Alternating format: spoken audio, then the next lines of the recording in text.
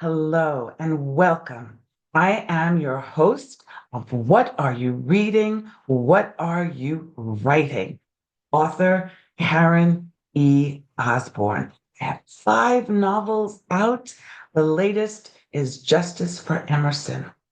I am so glad that you're here. This is a space for readers and writers to come together and talk about books.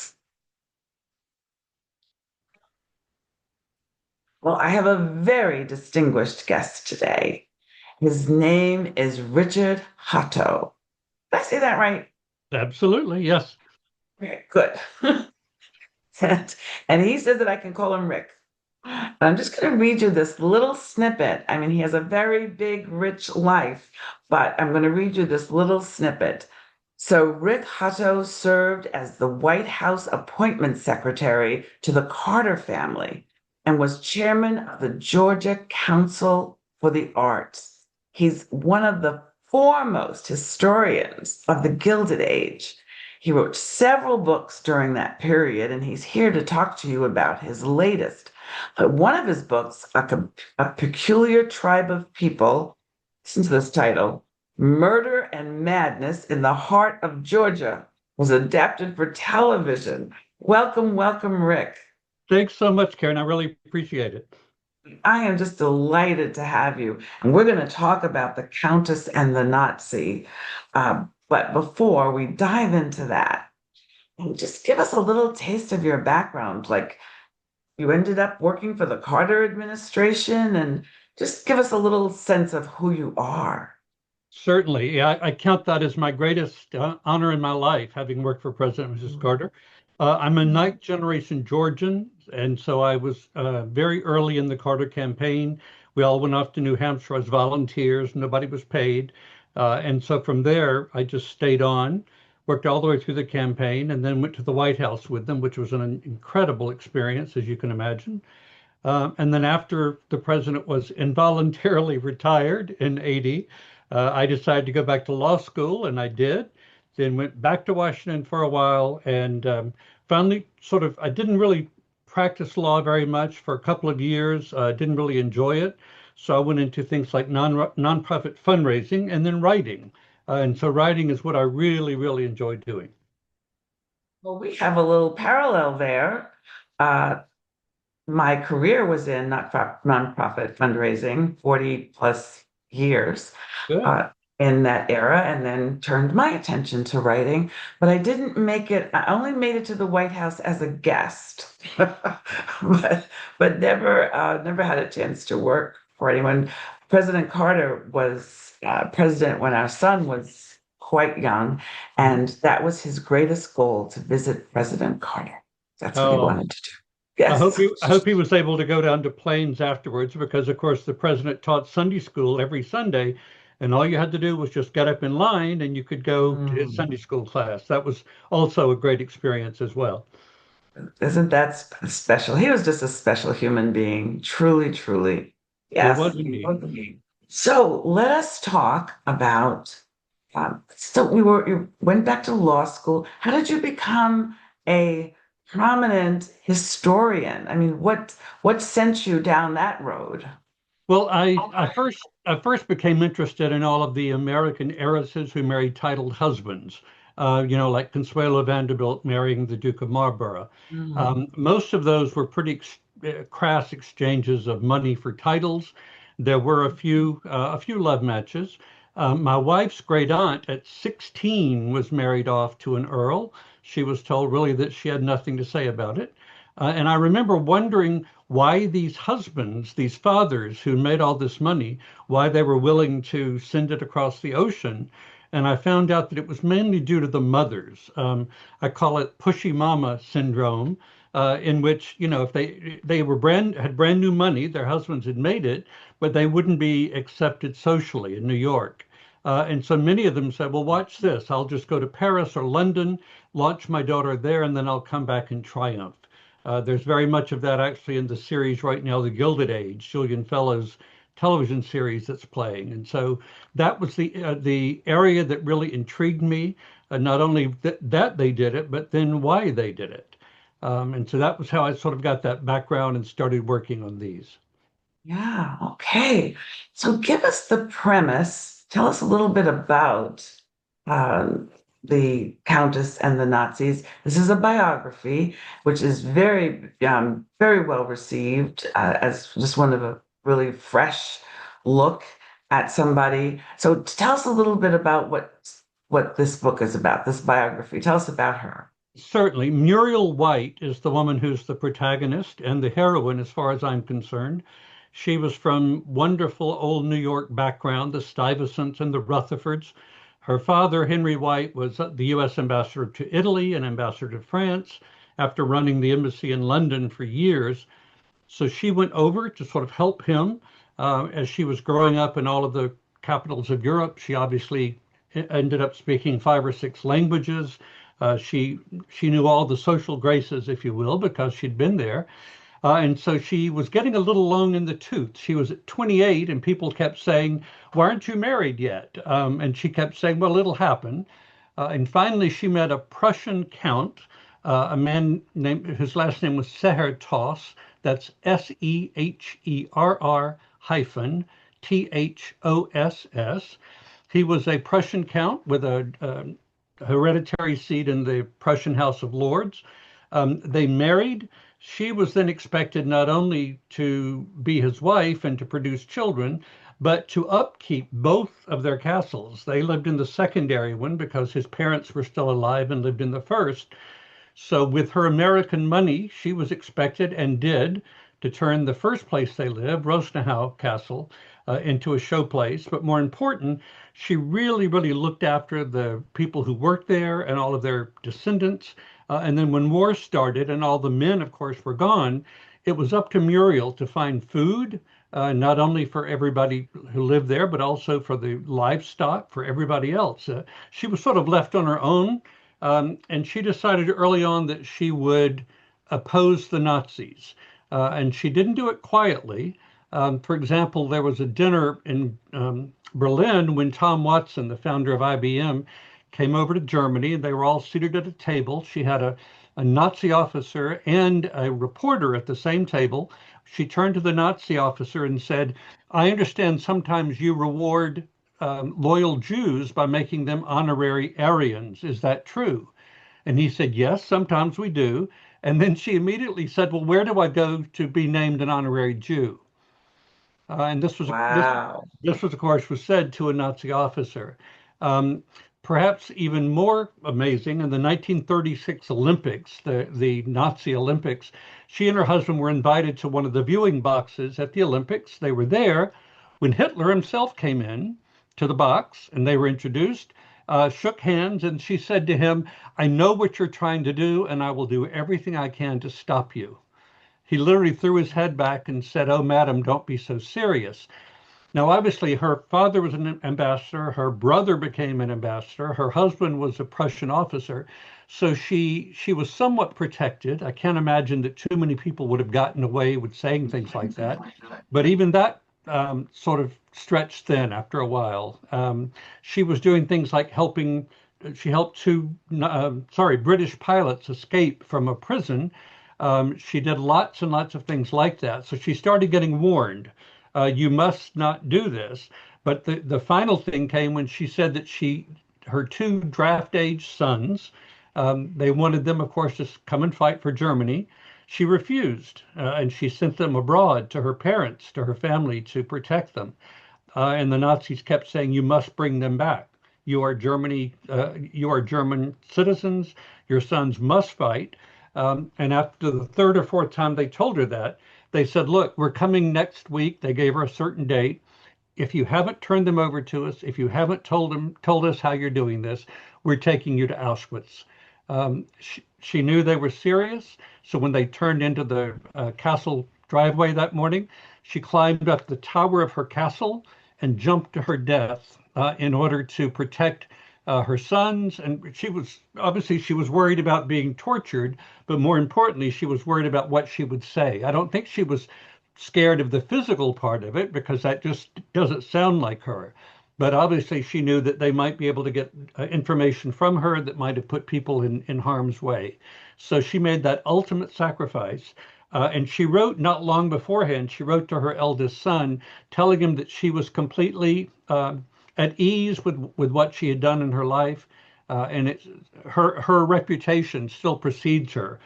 I went over to Poland in August. Silesia is where they lived, which is now Poland. And there are still people there who remember their grandparents telling them what a kind woman she was, how every Christmas day she brought all of the families, all of the dependents, all to the castle for a big, big lunch and hand out presents and everything else. And this was all during the war years. And Oh, so, as I yeah. said, the grandchildren of these people remember her well. Wow, she sounds incredible. So I want to hear about your research. I saw that you had CIA documents and other. Tell us about how you went about your research, and if any particular thing really. I mean, it sounds like everything about her was startling, but if Right. anything particular rose even above the examples you just gave us. Well, first, as to the research, which I love, by the way, one day when I win the lottery, I'm just going to stay home and research and not even write. But anyway, I knew that I couldn't write about her without primary sources, and so I searched and searched and found two different pots, if you will, of correspondence that she'd written back and forth.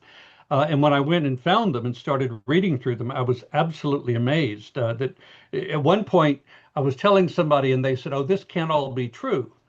And I said, "It is, in fact." And so I kept documenting it.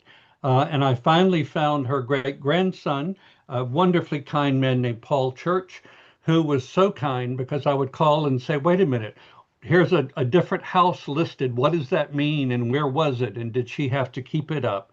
And he was very, very kind. And so it was he who set up the trip over to Poland when we went over in August.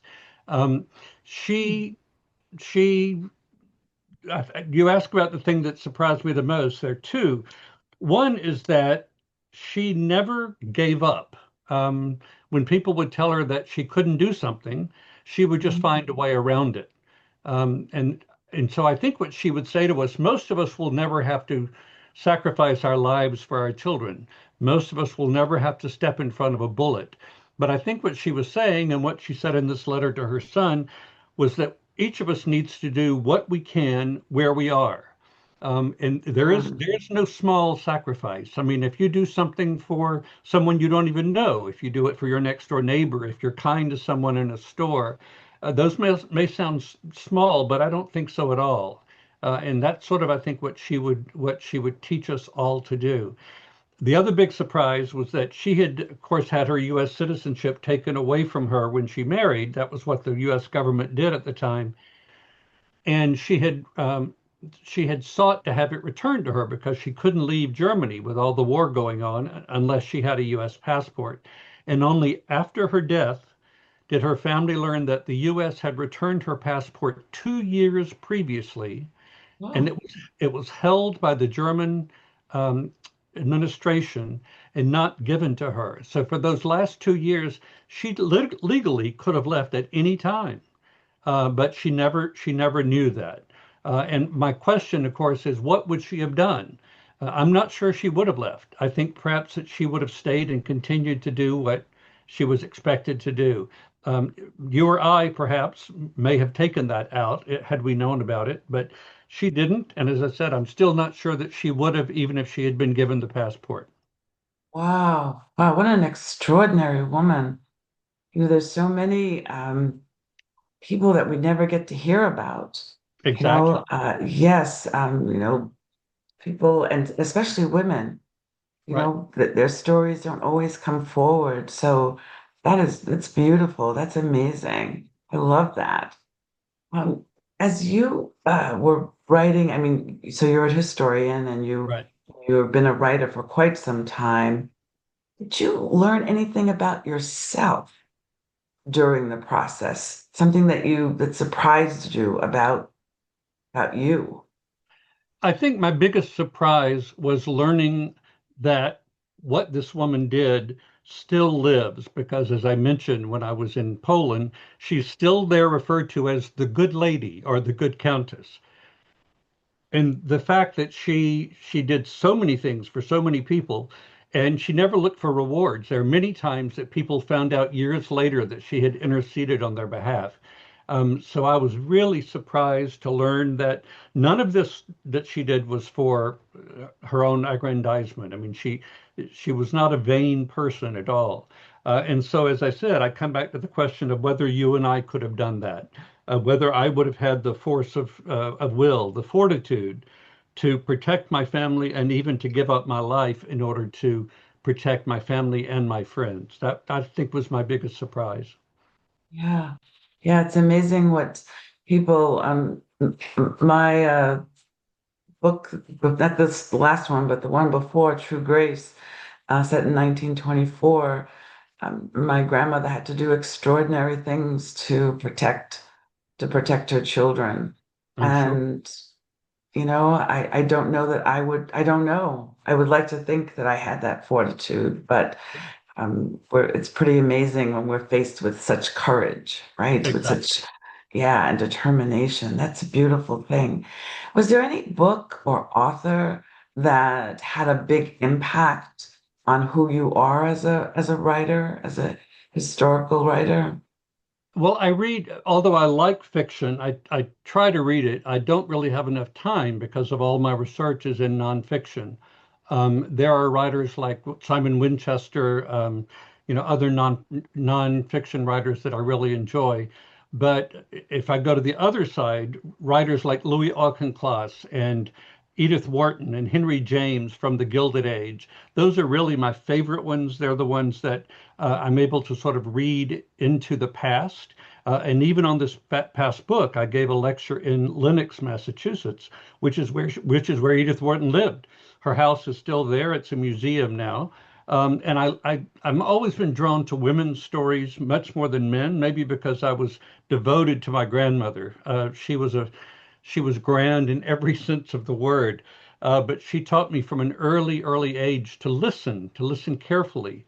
And I was sort of the one who wrote down all the family history, things like her grandmother's maiden name. I mean, things that probably would have been lost without her. Yes, I can now go on ancestry.com and I can do all that research, but the gift that she gave me early on was the love of history, but also the fact that, as I said, if these things weren't written down, if I hadn't been the one to do it, they may well have been lost. And so, as I said, that's one of the reasons I'm drawn to women's stories. In the South, at least where I'm from, the men think they run everything, but they don't. The women do.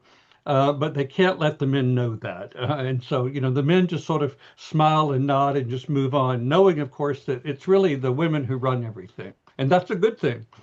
And that's true all over. That's true. It doesn't matter if it's South or not. Absolutely. We're out there running everything. I agree. I agree. So I know everybody that you're quite intrigued and you want to read The Countess and the Nazis. And you can find the book is doing so well on Amazon. I'm sure other places too, but it's really, really, it's a best-selling book. And I know you want to read it. So you can find it on Amazon. You can find it in Barnes and Noble. You can find it in your local independent bookstore. You can Right. find it in the library. And if it's not there, just ask. But where, Rick, can they find you? Your website? Where are you on social media? Where can they be in touch with you? Thanks so much for asking, Karen. Yes, the book itself, there's a book site for that. It's thecountess.net. There's no space in there, just www.thecountess.net. That's specific to the book. It has photographs, it has reviews, and then more generally, my other books, my other magazine articles, that's all at rickhutto.com, and there's no paywall or anything like that. And so, if you'd like to go in there and see what else would interest you. Um, but I'm really glad that you mentioned even the independent booksellers because a lot of people think, oh, we have to order everything from Amazon. No, we love Amazon. We use them often, but we also very often try to use our local booksellers. Absolutely. And our libraries. Absolutely. It's one of the things when we ask for books at the library, they buy copies and put them on the shelves. So that would be a wonderful thing too. I raised my children in libraries. I raised Absolutely. myself in libraries. When I was a Libraries are You'll appreciate when I was a kid, we had it wasn't a rural school, but it wasn't right in town. And so we had a bookmobile that came once a week. And I was the person in my class assigned to go and get books for everybody. And the ladies who worked in the bookmobile knew to hold all the biographies back for me. And so I would come in and pull a few books for everybody else in the class and then walk out with all the biographies under my arm. So I've said many, many times that it was due to librarians that I came to love the written word. Yes, indeed, indeed. My son is a writer. He's a short story writer. But when we went to the library, he and my daughter, three of us went to the library every week, and he loved biographies. He would borrow all the book them, and he'd start reading it on the floor before we're finished and ready to go. Exactly. Love libraries. You This has obviously been did a good job then. If you imprinted him that way, then obviously you greatly enriched his life. I think that's true. Books and being a writer and a reader enriches one's life. This has been such a pleasure. I thank you so much. I know all of you are absolutely intrigued. I hope that you will follow Rick.